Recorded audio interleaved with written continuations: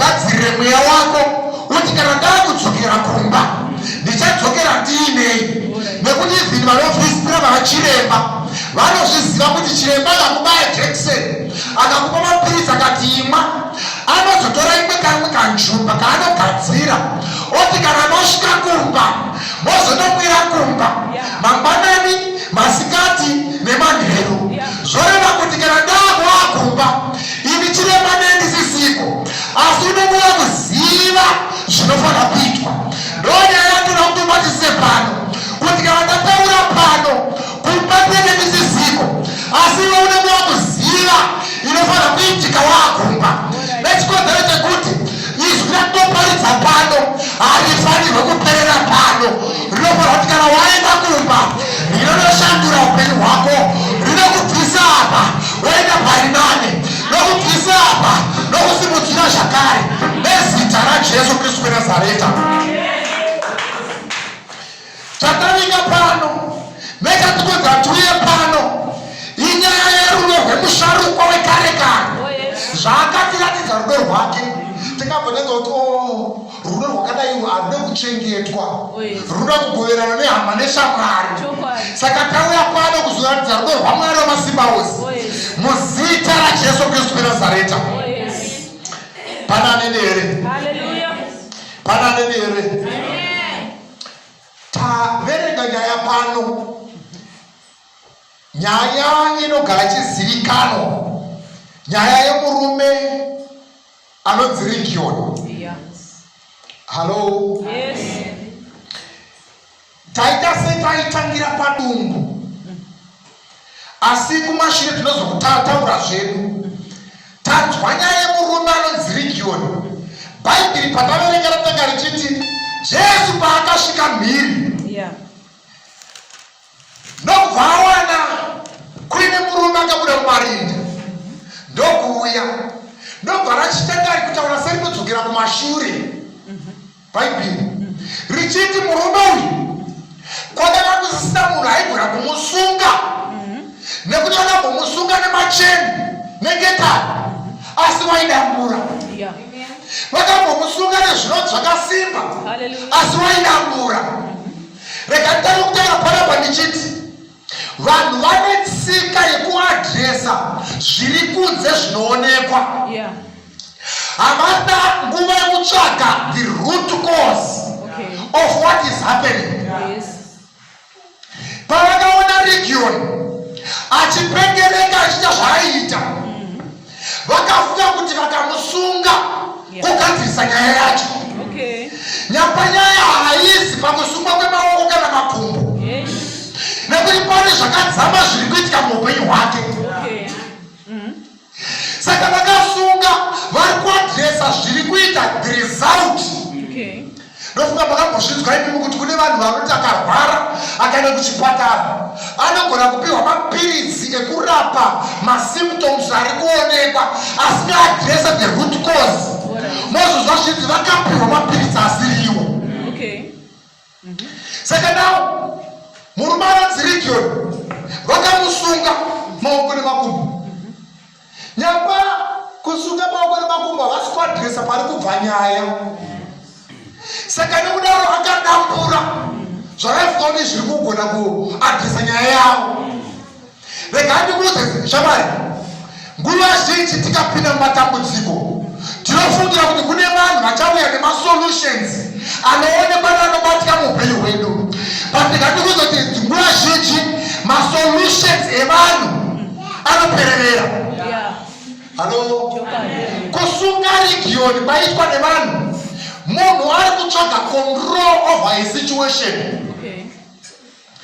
Tine vanhu vekuti kana munhu ane zvaari kuita whether positive or negative, vanoshuvira kutsvaga control over those people. Vanoshuvira kuti vaita vana control pamusoro pemunhu. Region, yes, waipenga wakaine mweya wetsvina, nobva vati tikamusunga tava necontrol. But on the other side again, kune vanhu vanoti vakaona kuti munhu uyu akugona kutikunda kana kuti akubudira muupenyu kutidarika kana kuti aita zvinhu zvikuru, vanotora kumusunga futi. kuti vane control over his or her life. Praise the name of the Lord. But mweya waiva muna region wakaramba kukontrolewa nevanhu kuyanyoka uri mweya wachina. Hello. Amen. What more you want mweya waMwari? Can you allow yourself to be controlled by people? Nekuti ane mweya waMwari anodzika mweya wachina. Nawo saka ndira kuti uzvinzwise kuti hautenderwa kukontrolewa nevanhu. Nanga dziriko hadzigone kutibata, mweya yechina iriko haigone kutibata, madzimoni ariko haagone kukontrola life yako. Nezita raJesu Kristu weNazareta ndova kuindikuudza shamwari kuti une simba rinokuda Svigudha Mudhara, une simba rinokuda Rebeka kuMalawi vakatuka nemishonga inozvinotyisa, une simba rinokunda kuyakuda Rebeka kuChipinge vakatuka nemishonga inodzine simba. Nezita raJesu Kristu weNazareta ndova mumwe munhu ari pano zuva ranhasi kuti kana wakubuda panzvimbo ino uende uchiti nekuda kwenyasha dzaMwari I am different, nekuda kwenyasha dzaMwari handichasvikike, nekuda kwenyasha dzaMwari handichalimitike nezita raJesu. Oh yes. Praise the name of the Lord. Hallelujah. Pana nene mangwanani manerano. Saka vaida kusunga region kuti vawane control. And human remedies do not work. Hello. Amen. Amen. Pane mukadzi ari mushoko raMwari anonzi akaita 12 years achibuda ropa. Anonzi akaedza zvese. Unonzwa? Hanzi akaenda kunyanga dzakawanda, akaenda kuvaprofita vakawanda, akaenda kuti vanoshopera vazhinji. But Bible inoti hazvina kumubatsira, waitowedzera. Saka masolutions evanhu anopererera, anokundikana, ane paanogumira. But kune murume atauya naye zuva ranhasi, iye ndiye ane solution kulife yako, ndiye ane solution kuchallenge yako, ndiye ane solution kuupenyu hwako, ndiye ane solution pane zvinoremera upenyu hwako. Munonzwa here? Murume uyu akamonerwa nemweya yetsvina, but still vanhu vane zvivindi zvokuda kukontrola zvese zvese. Vaida kukontrola murume iyeye, asi Bhaibheri rotoratidza kuti vakamutadza. Neane mweya waMwari haakontroleki nezita raJesu. Haleluya. So murume unonzi vamutadza kumusunga, aidambura ngetani, aidambura marobes. Ndobva vatoona kuti haagarikike naye, ndobva vatomudzinga mudzimba, ndobva vatotara kugara pakati pemarinda pemakuva, ndobva akatanga kunogara. So ari kugara pakati pemakuva, ndinotenda kuti hakuna ifunga neya kuti ko zvatiri kudya kudaiso region adya here. Ukaverenga shoko raMwari rinotokudza kuti hanzi pakazouya vanhu region aporeswa, hanzi vakashamiswa vachiona apfeka. Saka zvoreva kuti paiva kumarinda, aiva pakati pemarinda. Number 1. Number 2, waigarapo asina kupfeka, kusina anofunga nezvanokuti adya here kana kuti achafukei nhasi. Kune vamwe vanhu kuti kunyange hama dziripo, shamwari dziripo, vanotowana pfuma nevakabudirira, hakuna kana 1 anofunga nezvako kuti wadya here, kuti wapfeka here, kuti pane chavamwa here, kuti pauri kuzoraramo unofukei. Havafunge nezvako. Munonzwa imi? Saka unonzi waigara pakati pemarinda, pakati pezvakafa, asisina tariro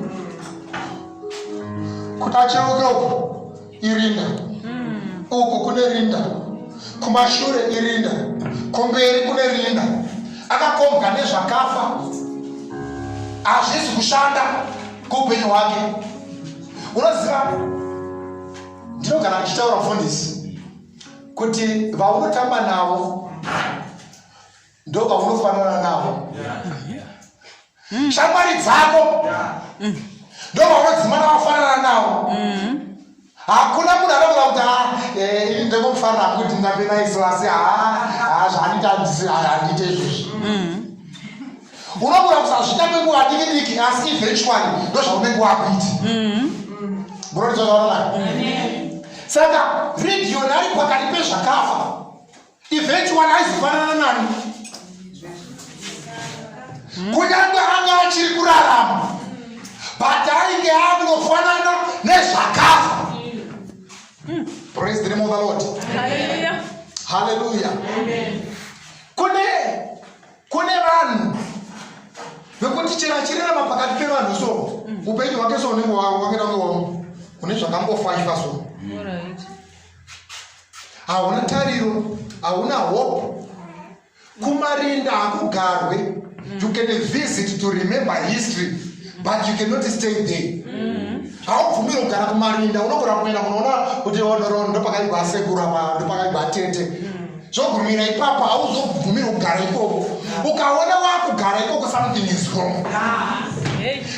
Saka uyu murume wanga achigara pakati pemakuva. Bhaibheri rinoti ukaongorora nyaya iyi kumashure uko Jesu ndiye anoti kuvadzidzi vake ngatiyambukirei mhiri. Mhiri kwaari kutaura uko ari kubva kwaIsraeri kune maJudha achienda kumhiri kwegungwa kusina maJudha kune mahedheni. Asi Jesu achiona munharaunda yomweya anoona kuti kune munhu ane situation ari mhiri kwegungwa. Hakuna chagona kumubatsira. N'anga dziriko dzakanosvikadza, vanozviti vanoprofita variko vakundikana, asi anoti handirege vari ikoko. Ndakushanya nzvimbo iyoyo, handisi kuona tichinounganidza 20 vanhu, asi ndiri kuona tisanga nemurume 1. Iyeye ari 1 ndiye wandamuudzira vadzidzi vese vari 12 in verse 13 ngatiyambukirei mhiri. Munotozanana. Saka Jesu ainyatsoziva kuti pandiri kuti varume ngatiyambukirei mhiri hatisi kuendera group. Tiri kuendera 1. Halo. Zuva ranhasi pane mhiri pabviwa tichiuya pano tatumwa naShe. Hatizire tavinga vangani, zvichire tavinga mumwe chete, vatanda kuregedza kuuya. Chikonzero pane nyaya iripo yekusvika kwevekare kare kunyange vakava 1 tatoriuya iko zvino 1 iyeye anokosha kudenga nezita raJesu. Hallelujah. Bhaibheri rinoti Jesu nokuti ngatiyambukirei mhiri achitoziva kuti kune 1 ariko akanimirira. Ende hakusisina munhu anogona kumubatsira. Palevel yaasvika haichadi human effort, nokuti human effort yakatokundikana ikafoira kare. But palevel yaasvika yakutora divine intervention. Ndiri kuda mumwe munhu zuva ranhasi anoti neyakulife yakuda divine intervention. Haichadi vanhu iyi nekuti vanhu vakakundikana, nekuti vanhu havagone kuachivha anything, but takuda divine intervention. Hallelujah. Bhaibheri rinoti Jesu nokusimuka kuenda kunzvimbo yevahedheni kusina vaIsraeri. Tinoziva sei nhai mufundisi kuti inzvimbo yevahedheni? Paanosvikako Bhaibheri rinoti pane nguruve dzaifudzwa. Kungozi pane nguruve dzaifudzwa. Ngazvibvunze kuti hakuzi kwaIsraeri. VaIsraeri havaibvumidzwa kuchengeta nguruve. Havaibvumidzwa dai pane vaifudza makwai vaiti pana vaIsraeri. But kutomuonekwa kwenguruve ngazvibvunze kuti havasi. chechipiri vanoti azosvika ika zvainge vanoti please dzokerai kwamabva zvoreva kuti naivo havanzwisise kuti Jesu ndiani. Halo. Amen. Saka Jesu aona mumweya kuti kune one. Ndovati kwadzingatiambukire miri vari munzira ndopanonzi pakamuka dutu raipenga mhepo yanga ine simba.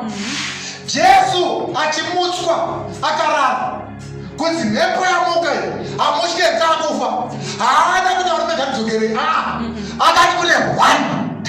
Andinoda kuendera kune one akatimirira iko zvino kune one anotosangana naYesu anomuka nobvaraira mhepo akati dutu nyarara dutu ndobvara nyarara ndobva varamba vachienda. Makanda ndepi kune one. Maonero anoti ndofara kana ndikangowana one iyeye anoti Jesu ndirangarirei anoti Ishewe madzishe ndatouya nezita raJesu Kristu weNazareta ndine situation isina nevanhu ndine marwadzo asingagone kutsanangurirwa vanhu ndine zvakaremera mwoyo wangu zvandisingagone kuudza vakawanda handini misodzi isingaonekwe vanhu vachindiona ndichismaila ndopavanogumira kuona asi hakuna anoona zviri pamwoyo pangu pane zvinoremera upenyu hwangu ndikazvifunga ndiri ndega ndinochema ndikazvifunga ndiri ndega ndinoerera misodzi ndinoremerwa ndiri ndega pakuda yedivine intervention echikonzero chekuti vanhu vazvikundikana. Ndakaudza shamwari yangu akaudza vamwe ndikasekwa nevanhu asi handinawo ndichaudza ndakazviudza ndikati handichashei nevanhu. Vanhu vane ushamwari hwekunyepa vanhu vane ushamwari hwefeke nezita raJesu but right now ndauya pano ndakaremerwa murangariro ndakaremerwa pamwoyo ndakaremerwa muupenyu hwangu ndinodawo divine intervention nezita raJesu Kristu weNazareta. Kana Jesu auya ngaanange inini nezita raJesu.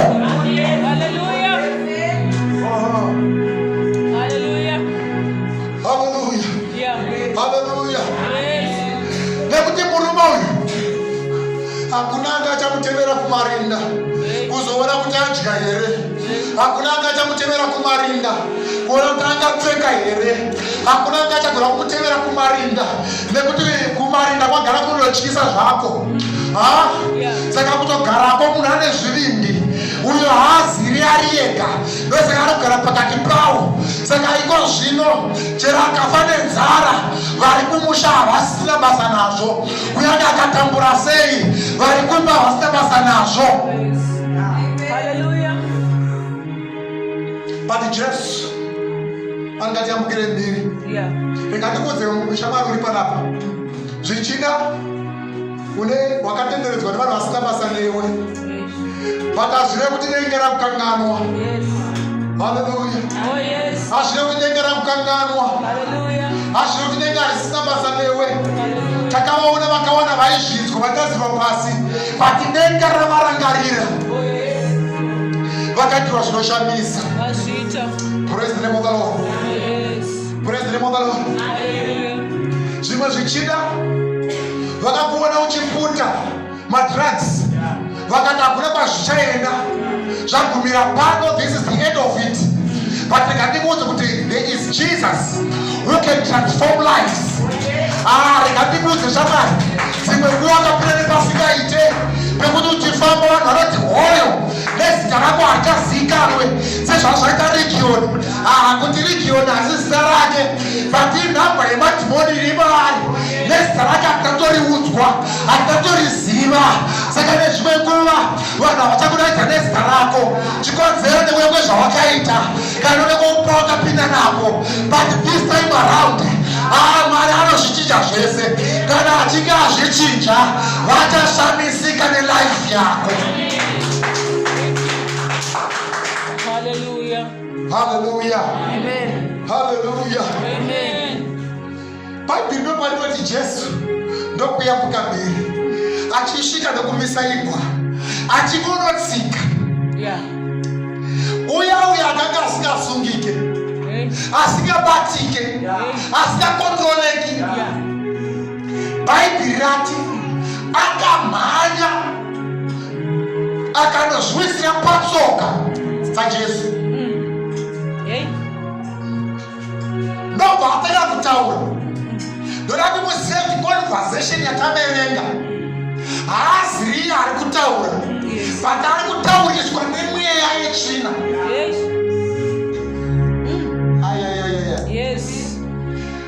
Mweya yetsvina inotora Jesu. Mauya here mwanakomana waMwari kuzotiparadza, kuzotitambudza nguva isati yakwana. Haasirikia, haazi munhu ari kudaro, but mweya yetsvina yakatakurwa nemunhu. Nobati fataura zvikanzi unombonzani, zvikanzi ndonzi region nokuti takawanda. Haazii ari kutaura, mweya yetsvina ndiri kutaura kuti ndinonzi. Iye ane rake rakavharwa riri kuseri. Mweya yetsvina ine tsika yekuti inogona kuvhara zita rako kuti panofanira kuonekwa harioneki, panoonekwa nemweya yetsvina. Takati rimwe gore tichiparidza imo munomu, ndobva tanamatira vanhu, ndobva imwamura dhimoni, zvikanzi nedhimoni, zvikanzi uyu wamuri kuona uyu takamupfekedza fesi yechigure, haaonekwi. Chero mukada kuti arohwe, vakomana pavanomuona vanoona fesi yechigure. Saka ndozvinoita mweya yetsvina inoisa zita rako kuseri, iyo inoapia pamberi. Sezvaiita panapo iri kuti ndinonzi region nekuti tiri vazhinji. Iye haaigona kuti tiri vazhinji pachezvake, nekuti anoziva kuti ndakaberekwa ndiri 1, but inomurambidza kutaura, yomutaurira iyo. Mati mambovaona here vakawanda vanotaita chinhu asungwa so, unoziva kuti mweya yetsvina.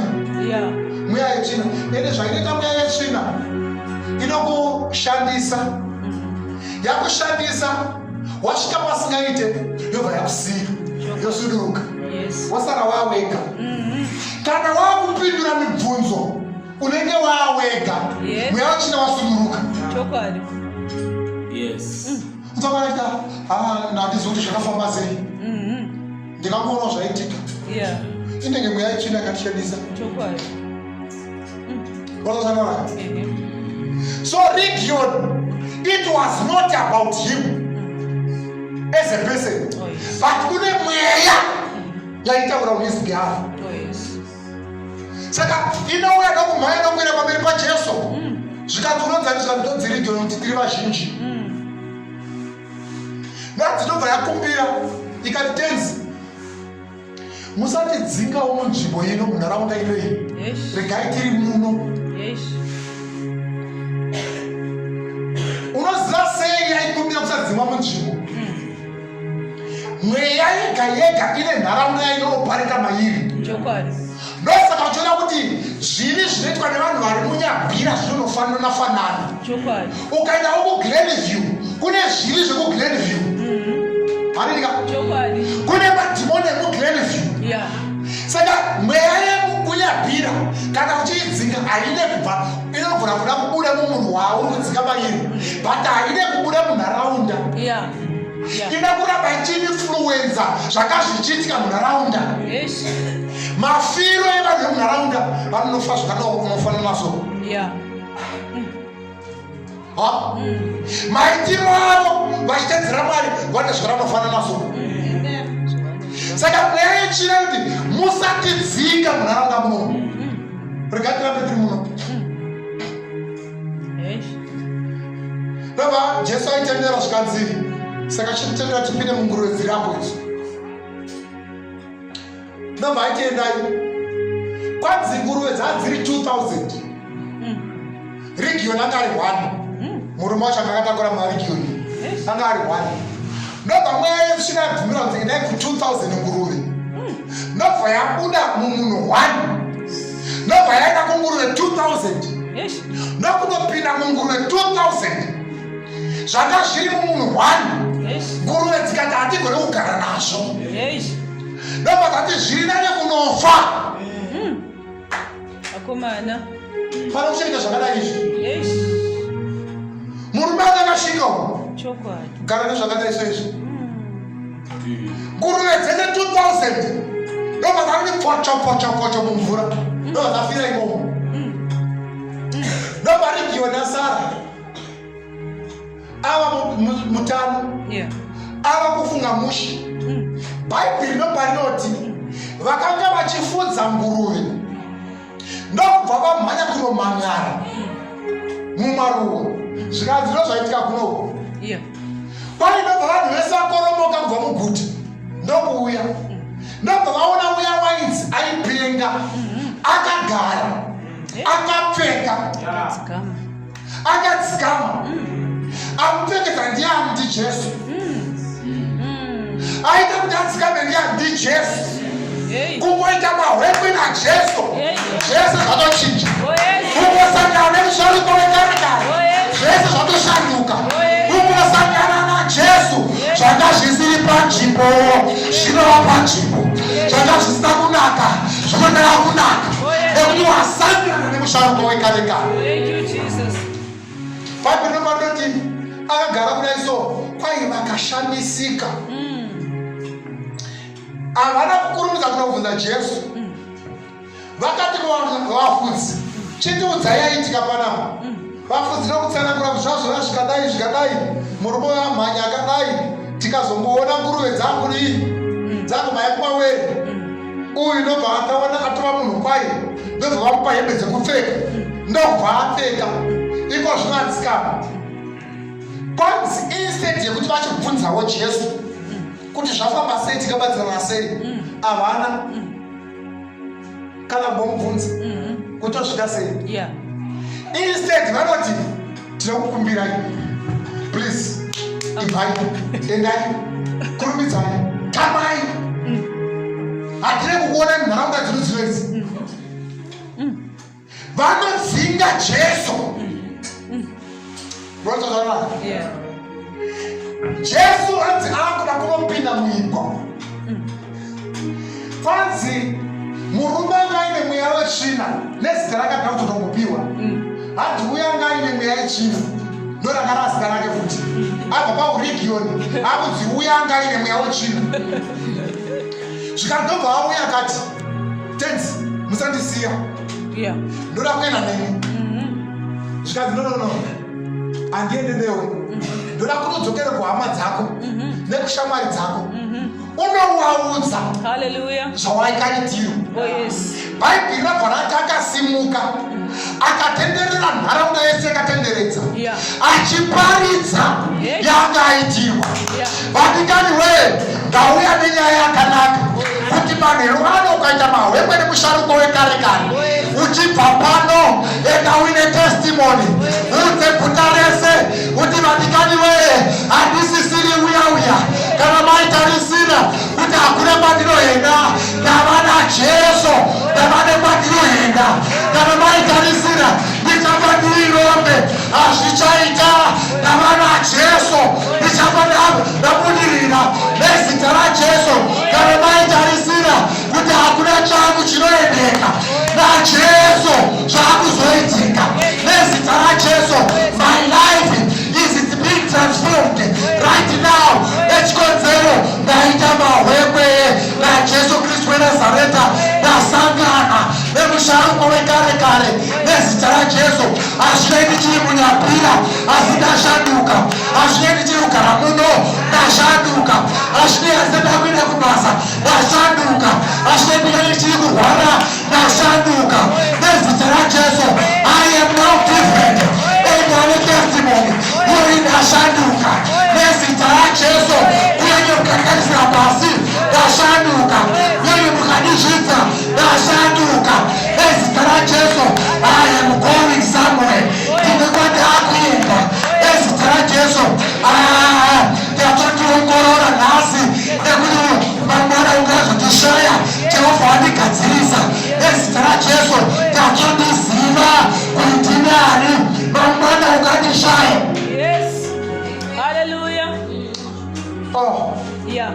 Hallelujah. Yes. Church in the name. Oh, yes. Church in the name. Hallelujah. Bana rowina na nenero zwana nasi.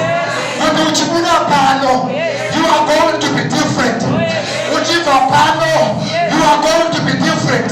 Ezikara Jesu Kristu Nazareta. Udeclare kune vakakutenderedza. Kuti ndaona nyasha dzamwari. I am going to be different. Thank you. Muzita ra Jesu. Hallelujah. Hallelujah. Oh, yes. Hallelujah. Oh, yes. Region yakasamidei kumirira Jesu kuti aparidze. Unoziva kana waita mahwekwe naye haumirire Jesu kuti ugone kuparidza. Kusangana naye kwawaita ikoko imharidzo. Yeah. Kusangana naye kwawaita imharidzo. Oh, yes. Halo. Iko kukoungana kudaiso nevanhu kudaiso imharidzo. Oh, yes. Saka region haana kudanika 3 years kuti tina kuparidza. Yeah. But kungosangana na Jesu achibva ipapo atova netestimony. Varume ndakataura ndichiti kana wasangana nezvimazvino kwazvo haumirire mangwana, unoudza vamwe kuti uyai muzoona. Bhaibheri rinotiudza nyaya yemukadzi muSamaria akasangana naJesu padzinde. Bhaibheri rinoti kungoita mahwekwe naKristu vakataurirana. Akati siya mugombo nokumhanya muguta. Akati anyway, uyai muzoona. Murume vemuguta vaizviziva kuti aiva pambi, asi pakuti muzoona murume havana kufungira kuti chimwe chikomba chake. Vati vakati this time around is different. Nekuti akutaurira yemwe murume amuudza zvinoshamisa, ashandira life yake nezita raJesu.